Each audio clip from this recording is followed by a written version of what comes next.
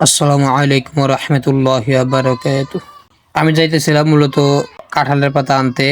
আমার এক চাচা আছে, সে মূলত গাছ কেনা বেচা করে আর কি। আর এক চাচা আছে মূলত সে কাঠুরে, সে গাছ কাটে। যদি কোথাও এরকম কাঁঠাল গাছ পায় এবং আনার মতো অবস্থা থাকে, তাহলে হয়তো তারা সেই গাছওয়ালাকে বলে আসে যে আমার ভেস্তে আছে, কিছু পাতা নিয়ে যাবে। সচরাচর এরকম কাঁঠাল গাছ তেমন পাওয়া হয় না, আর যেহেতু ছাগলের সবচেয়ে প্রিয় খাবার কাঁঠাল পাতা, সেজন্য আজকে গাছ পেয়েছিলাম। মূলত গাছটা কিনেছিল আমার চাচা। সে বলল যে অমুক জায়গায় কিছু পাতা আছে আর কি, যদি যাও তো নিয়ে আসতে পারো।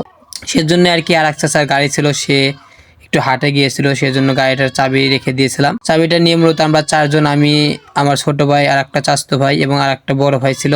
বড় ভাই মূলত গাড়ি চালাইতেছিল এবং আর একটা ছোট ভাই ক্যামেরাম্যানে ছিল, এবং আমরা দুই ভাই মূলত কাঁঠালের পাতাগুলো এনে গাড়িতে বোঝাই করতেছিলাম। বোঝাই করে গাড়িতে বেঁধে খামারের উদ্দেশ্যে রওনা দেবো ইনশাল্লাহ। মূলত হাতের অবস্থা একদমই কঠিন, যেহেতু কাঁঠাল গাছ, কাঁঠালের আঠা পুরো শরীরে মেখেছিল। যাই হোক, তারপরও যে এরকম বৃষ্টি মেঘলা আকাশের দিনে এরকম কাঁঠাল পাতা পেয়েছি, এই জন্যই আলহামদুলিল্লাহ। কারণ এরকম দিনে ঘাস তেমন ছাগল একটা খেতে চায় না, যেহেতু হালকা গুড়ি গুড়ি বৃষ্টিও ছিল।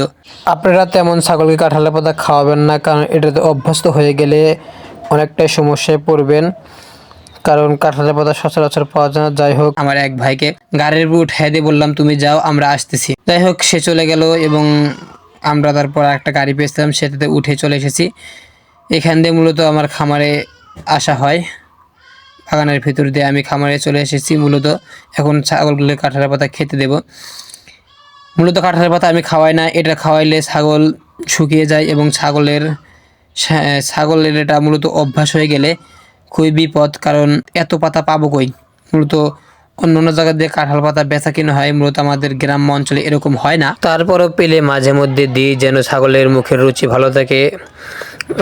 এক এক সময় এক এক রকম খাবার খাওয়াটা ছাগলের জন্য অত্যন্ত জরুরি, সেজন্যে কাঁঠাল পাতা আমি তেমন খাওয়াই না। যাই হোক, আমাদের জন্য দোয়া করবেন। আসসালামু আলাইকুম ওয়া রাহমাতুল্লাহি ওয়া বারাকাতুহু।